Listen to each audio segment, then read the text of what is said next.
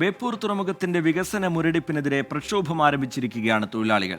കപ്പൽ ചാലിന്റെ ആഴം കൂട്ടുന്നതുൾപ്പെടെ നിരവധി പ്രതിസന്ധികളിലൂടെയാണ് തുറമുഖം കടന്നുപോകുന്നത്. അടിയന്തരമായ ഇടപെടൽ ഈ വിഷയത്തിൽ ഉണ്ടാകണം എന്നാണ് തൊഴിലാളികളുടെ ആവശ്യം. റിപ്പോർട്ടുകൾ. ബേപ്പൂർ തുറമുഖം അത് മലബാറിന്റെ വാണിജ്യ മുഖമായിരുന്നു ഒരു കാലത്ത്. എന്നാൽ ഇന്ന് നിശ്ചലാവസ്ഥയിലാണ്.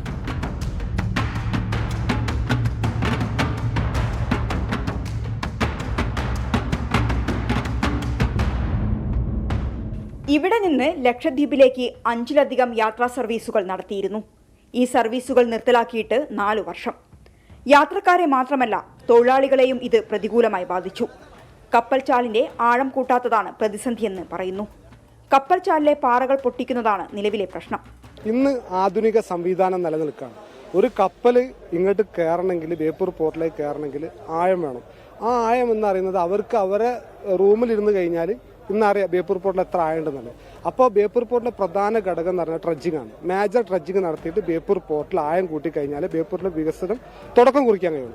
അത് കഴിഞ്ഞിട്ട് ഇവിടെ നമ്മൾ കോവിലകം ഭൂമി, സിൽക്കിന്, അതായത് പോർട്ട് പാട്ടത്തിന് കൊടുത്ത സിൽക്കിന്റെ ഭൂമി, ഇതൊക്കെ പോർട്ട് ഏറ്റെടുത്ത് കഴിഞ്ഞാൽ പോർട്ടിന് ആവശ്യത്തിലേറെ ഭൂമിയായി.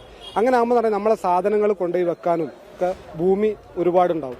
അതേമാതിരി തന്നെ കാലപ്പഴക്കം ചെന്ന ക്രെയിനുകൾ ഏകദേശം 35 വർഷത്തോളമായി ഈ ക്രെയിനിന്റെ കമ്പനി പൂട്ടിയിട്ട് ആ ക്രെയിനുകൾ വെച്ചിട്ടാണ് ഇവിടെ ലോഡിങ് നടക്കുന്നത്. മൊത്തത്തിൽ 5 ക്രെയിൻ ഉണ്ടായിരുന്നു. ഇപ്പൊ ആകെ 2 ക്രെയിനാണ് ഉപയോഗിക്കുന്നത്, ബാക്കി 3 ക്രെയിൻ ഉപയോഗിക്കുന്നത്. അതേമാതിരി മൊബൈൽ ക്രെയിനുകൾ നിങ്ങൾ വന്നാൽ കാണാം, ഒരു ശവപ്പറമ്പാണ്. ഒരു 4-5 മൊബൈൽ ക്രെയിൻ രാവിലെ വന്നു കഴിഞ്ഞാൽ തൊഴിലാളികൾ തള്ളിക്കൊടുക്കുക, എന്നിട്ടാണ് അത് സ്റ്റാർട്ടാവുന്നത്. അപ്പൊ അത്രയും പറഞ്ഞാൽ ഒരു ദുർഘടം പിടിച്ച ഒരു അവസ്ഥയാണ് ബേപ്പൂർ പോർട്ടിനെ സംബന്ധിച്ചിടത്തോളം. കഴിഞ്ഞ ദിവസം തുറമുഖത്തെത്തിയ മന്ത്രി VN വാസവൻ ഇക്കാര്യത്തിൽ ഉടൻ നടപടിയെന്നും പരിസ്ഥിതി ആഘാത പഠനം 6 മാസത്തിനകം പൂർത്തിയാക്കുമെന്നും പറഞ്ഞിരുന്നു.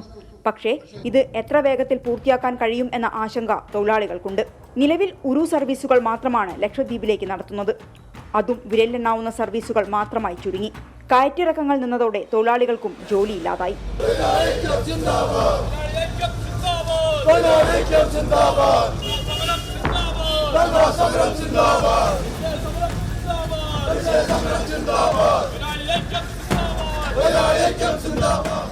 കക്ഷി രാഷ്ട്രീയ ഭേദമന്യേ തുറമുഖത്തെ തൊഴിലാളികളെല്ലാം പ്രക്ഷോഭത്തിലാണ്. ഈ ജോലി കൊണ്ട് മാത്രം ജീവിതം മുന്നോട്ട് കൊണ്ടുപോകുന്നവരാണിവർ.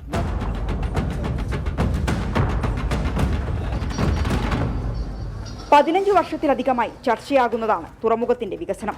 അത് കടലാസിൽ മാത്രം ഒതുങ്ങുന്ന കാഴ്ചയാണ്. അടിസ്ഥാന വികസനത്തിന്റെ കാര്യത്തിൽ പോലും തുറമുഖം പ്രതിസന്ധി നേരിടുന്നു. ഈ കാണുന്ന ക്രെയിനുകളെല്ലാം നോക്കുകുത്തികളായി മാറി. കപ്പൽ ചാലിന്റെ ആഴം 7 മീറ്റർ ആക്കണം. പാട്ടത്തിന് നൽകിയ തുറമുഖ വകുപ്പിന്റെ ഭൂമി ഏറ്റെടുക്കണം. വികസനം സാധ്യമാക്കണം എന്നിവയാണ് തൊഴിലാളികൾ ഉന്നയിക്കുന്ന പ്രധാനപ്പെട്ട ആവശ്യങ്ങൾ.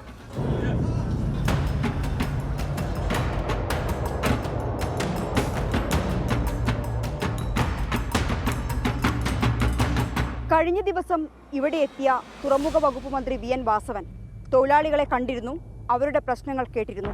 ഈ പ്രശ്നങ്ങൾക്കെല്ലാം ഉടൻ പരിഹാരം വേണമെന്നാണ് തൊഴിലാളികളുടെ ആവശ്യം. മുനീഫ് തിരൂരിനൊപ്പം മിഥില ബാലൻ, 24 കോഴിക്കോട്.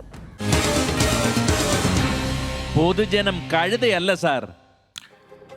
ബേപ്പൂർ തുറമുഖത്തിന്റെ സമഗ്ര വികസനം എന്നുള്ളത് കാലങ്ങളായുള്ള ആവശ്യമാണ്. ചില ഘട്ടങ്ങളിൽ ചില ഉറപ്പുകൾ തൊഴിലാളികൾക്ക് കിട്ടിയെങ്കിലും പിന്നീട് അതൊന്നും മുന്നോട്ട് പോകുന്നത് കണ്ടില്ല. കടലാസിൽ മാത്രമായി ഒതുങ്ങിപ്പോകുന്നതാണ് കണ്ടത്. അതിനെ തുടർന്നാണ് കക്ഷിരാഷ്ട്രീയ ഭേദമന്യേ എല്ലാ തൊഴിലാളികളും കൂടി ചേർന്നുകൊണ്ട് സമരത്തിലേക്ക് കടക്കാനുള്ള തീരുമാനത്തിലേക്ക് എത്തിയിരിക്കുന്നത്.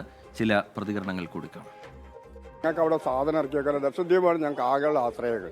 ഞങ്ങളിവിടെ നിന്ന് തന്നെ ഒരു 166 തൊഴിലാളിയുണ്ട്. ഞങ്ങൾ ആകെ ആശ്രയം ഞങ്ങൾ പോർട്ടായിട്ടുള്ള. പക്ഷെ ഞങ്ങൾക്ക് അതിനും വികസനം വേണം. വികസനം പത്രത്തിലല്ലാതെ വേറെ ഒരു വികസനം ഞങ്ങൾ കാണുന്നില്ല. കാലാകാലങ്ങളായി ഇവിടെ തുറമുഖത്തിന്റെ വികസനങ്ങളൊന്നും നടക്കില്ല. എല്ലാം പത്രങ്ങളിലും മാധ്യമങ്ങളിലും മാത്രം എല്ലാ വർഷവും ഇങ്ങനെ കാണുന്നല്ലാതെ കോടികൾ പാസ്സാവുന്നുണ്ട്. ഇവിടെ പോകുന്നൊന്നും ആരും അറിയുന്നില്ല. ഒരു 3 വർഷത്തിൽ കൂടുതലായി ലക്ഷദ്വീപുകാർക്ക് വളരെ പ്രയാസമാണ്. പക്ഷെ ലക്ഷദ്വീപുകാർക്ക് എന്ന് പറഞ്ഞാൽ ബേപ്പൂര് അവരെ എല്ലാ കാര്യം കൊണ്ടും, അവർ ഹോസ്പിറ്റൽ കാര്യമാണെങ്കിലും മറ്റെന്ത് കാര്യം പോലെ മറ്റ് ഭക്ഷ്യസാധനങ്ങൾ കൊണ്ടുപോകാനൊക്കെ സൗകര്യമുള്ളത് ബേപ്പൂർ പോർട്ടാണ്. ഈ ബേപ്പൂർ പോർട്ടിനെ ആശ്രയിച്ചുകൊണ്ടാണ് ദ്വീപ് സമൂഹം കഴിഞ്ഞുകൂടുന്നത്. മന്ത്രി വന്നതെന്ന് പറഞ്ഞാൽ ഈ വിഷയവുമായി ബന്ധപ്പെട്ടുകൊണ്ട് 6 മാസമാണ് പരിസ്ഥിതി ആഘാത പഠനത്തിന്റെ റിപ്പോർട്ട് കിട്ടുമെന്ന് പറഞ്ഞിട്ടുണ്ട്. അത് എത്രയും പെട്ടെന്ന് കിട്ടാനുള്ള ശ്രമം നടത്തുക എന്നുള്ളത് മന്ത്രി പറഞ്ഞിട്ടുണ്ട്. അങ്ങനെ 6 മാസത്തേക്കുള്ള റിപ്പോർട്ട് കിട്ടിയാലും ഈ ഒരു സീസണിൽ വർക്ക് നടക്കാൻ സാധ്യതയില്ല. അപ്പോൾ അതുകൊണ്ട് മന്ത്രിയുടെ വാക്കിന് ഞങ്ങൾ പ്രതീക്ഷയില്ലായ്മയല്ല. വരും കാലത്തേക്ക് അതൊക്കെ സഹായകരമായ നിലപാടിലേക്ക് കാര്യങ്ങൾ എത്തുന്നുള്ളതാണ് ഞങ്ങളുടെ പ്രതീക്ഷ.